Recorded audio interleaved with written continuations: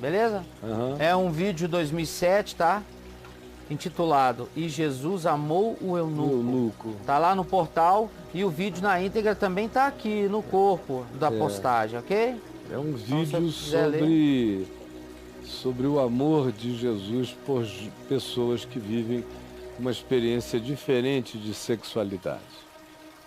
Ele amando a diferença no próximo. Ele amando o eunuco, o indivíduo que não podia praticar a sexualidade conforme um homem heterossexual faria.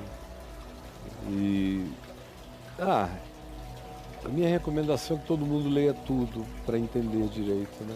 Sim, claro. Mas leia essa parte, o azulinho. Exatamente. E Jesus amou o eunuco. Aliás, a minha mulher não gosta que a gente chame de azulinho. Não, a Adriana gosta de quê? Ela diz que a gente deveria chamar de azulão.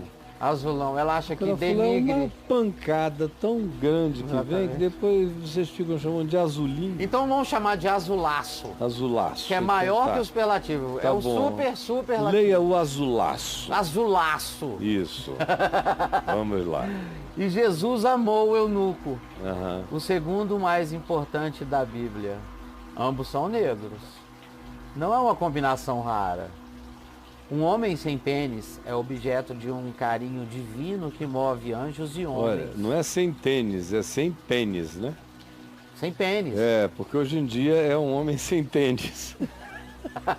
Os homens estão se sentindo menos homens quando eles não têm um tênis. Sim, um cara sem Nike. É o objetivo de um carinho. Então, não é uma combinação... não, é uma combinação rara. Ambos são negros, não é uma combinação rara.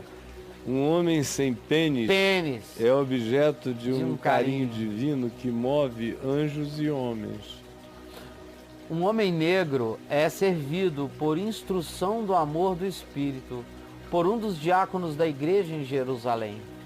No Espírito Santo, diáconos verdadeiros servem a todos e em todos os caminhos, especialmente nos desertos. Ora, e se Filipe cresce mais na moral judaica do que na palavra do Evangelho e na voz do Espírito? Deus sabe a quem envia. O eunuco entra na história por ser a melhor ilustração da liberdade de Deus para amar a quem deseja contra todas as opiniões humanas. Mas nós aceitamos esse amor de Deus por todos os homens mesmo? Mesmo. A gente aceita? É claro que não. Já. Então, eu lembro no tempo como é o nome dela? Da primeira transexual brasileira, Roberta Close, na década de 80. Sim, bonita, por quando sinal. Ela era linda. Meu Deus, aquilo ali linda. Eu encontrei com ela em alguns voos e não tinha ninguém, nenhuma mulher nem de longe que se equiparasse à beleza dela. A Roberta Close é impressionante. Lindona. Muitas vezes eu perguntei se essa mulher se convertesse aí na sua igreja de verdade. Quem é que iria acolhê-la? Você a batizaria, ia dizer que ela teria que chamar-se Roberto, tentar fazer um reimplante de pinto? O que teria que acontecer? Ela ia ter que parar de tomar os hormônios e voltar a falar grosso, como sei lá se um dia ela conseguiu.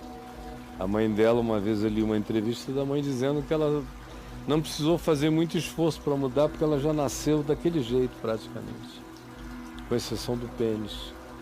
Então, é um absurdo. Você fez essa pergunta? O que as pessoas... Eu fiz, eu estou fazendo há 40 anos. Eu estou fazendo essa pergunta desde Manaus. Eu passei a minha vida fazendo essa pergunta. E eu sempre fui uma resposta pessoal a essa pergunta. Eu acolho, eu incluo, eu batizo, como eunuco, como o Filipe fez com o eunuco. E eu sei que eu estou no centro da vontade do Espírito de Deus, porque quando o Filipe acabou de batizar o eunuco, o Espírito o arrebatou e ele foi se achar numa outra cidade chamada Azoto, na linguagem do Novo Testamento, mas de fato é a cidade filisteia do Velho Testamento chamada Asdod, que está no litoral de Israel. Ele saiu ali do chamado Ribeiro de São Filipe, que está no Vale de Sorek, na direção do Vale de Elá, onde Davi matou o Golias. Sim. Vale de Soré, que foi onde Sansão viveu muito por causa de Dalila. Aquela região toda era filisteia. Então, foi na terra dos filisteus que o Espírito Santo enviou Filipe para batizar um cara com um problema de sexualidade alterada. Seja porque ele nasceu eunuco, seja porque os homens o castraram. Algo era absolutamente anômalo do ponto de vista da média, das constatações sexuais e das sexualidades.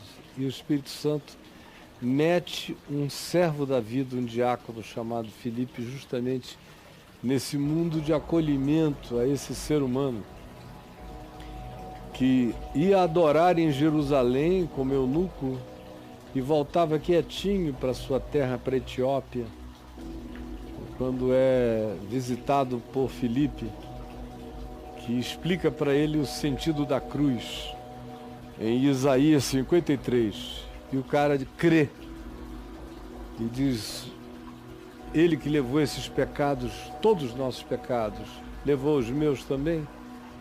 E aqui tem água. Alguma coisa impede que eu seja batizado, como eu ouvi dizer que João o Batista batizava, ou que outros batizam para purificação dos pecados. Eu posso ser batizado? E Filipe disse: tu podes se tu crês. Ele disse: eu creio em Jesus de todo o meu coração.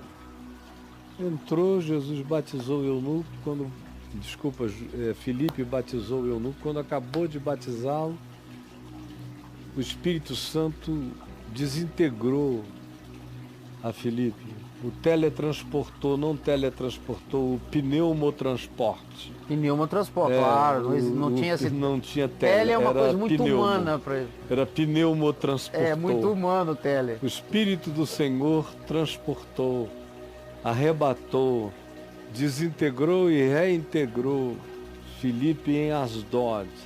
A alguns quilômetros de lá, Filipe acordou assim no meio da cidade num instante e falou: ué, cadê o eunuco, a carruagem, o ribeiro? Era verdade ou eu estava sonhando? Tão chocante que foi a experiência.